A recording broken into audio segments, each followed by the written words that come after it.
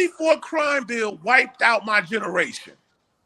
I'm 54 years old. 54, between 54 and like 34 or 30 years old is Generation X, the hip hop generation. You come back and you apologize, but what have you done for us? What have you done for us? Nothing. Let me say one thing before I log off. Is that okay, brother Abraham? Yes, sir. No. Go ahead, brother. And that was some very powerful. That was some very powerful message that he just said. What's my brother's name? So I won't refer to him as he. All right, awesome. Let me just ask all of you one thing before I log off. I want to share with you. Okay, so I'm pushing towards. I'm not a fan of Trump by any means. And I'm really not a fan of Democrats because I feel the Democrats have used us for decade after decade after decade. However, because Donald Trump is, I feel, Satan in disguise. He's a very dangerous man. And I read through Project 2025, and it doesn't benefit, and it will not benefit me under any circumstances or my family. I'm pushing towards Harris, not because I feel that she's black or I feel that I'm pushing towards her because I feel that Trump is very dangerous and detrimental to me and my future. So with that being said, I just want to ask you all quickly, if you can give me 10 seconds on your input on that. If I don't mind me adding this, Brother Abraham, can I get y'all's input real quickly on that before we leave? Well, we haven't been really discussing them, to be very honest. We've been discussing black men and what we need to do.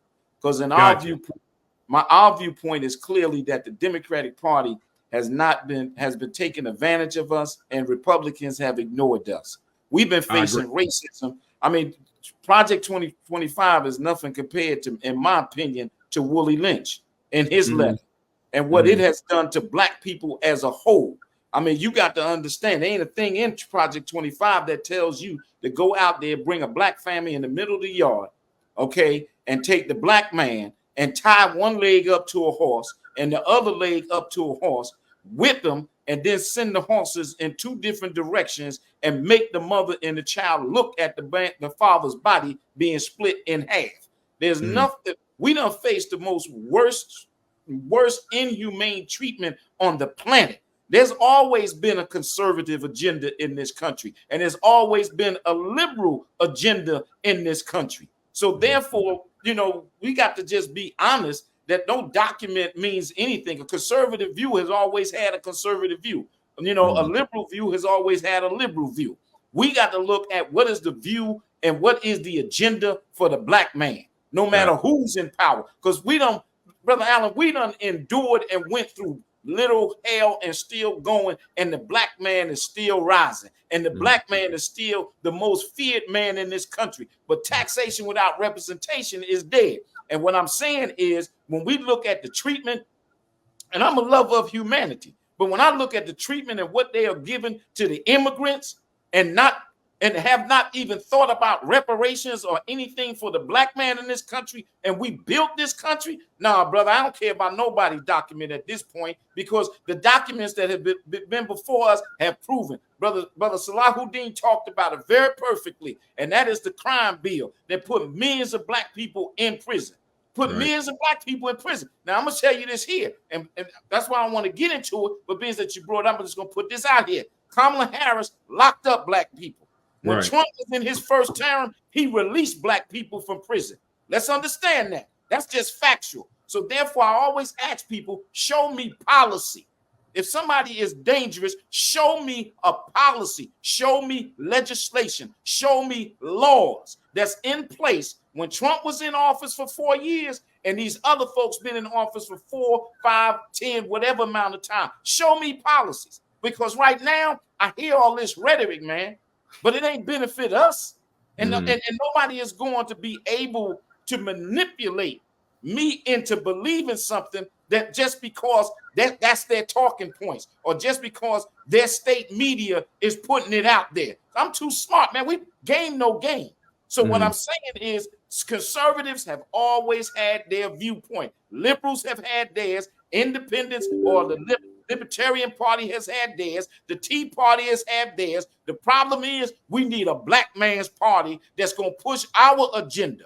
And if we're going to be a part of this process, then it has to work for us. We can get what we want out of this just like anybody else. And I'm going to say this on this point. Bitcoin just held a convention in Tennessee. And they got one issue that they looking for a president to help them on, that they're going to mobilize the 40% of Americans that are invested in Bitcoin to push to that particular candidate. And what it is, where that stance is with Bitcoin, nothing else. So what I'm saying, brother, is that we got to talk about how we going to get a come up and how we going to eat.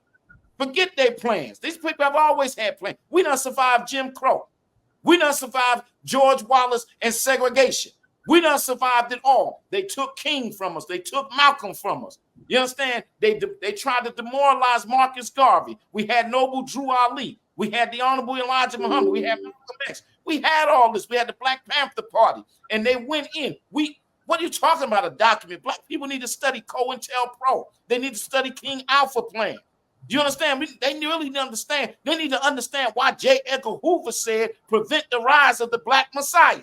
So when you talk about, when they try to run this game like this is the first document that was ever put in front of us of some conspiracy to destroy the black man, we got books on the conspiracy to destroy the black boy. And it's been written 40, 50 years ago. This is nothing new. Only people who don't know this is people who are ignorant of what this man has done and what has happened to us in this country.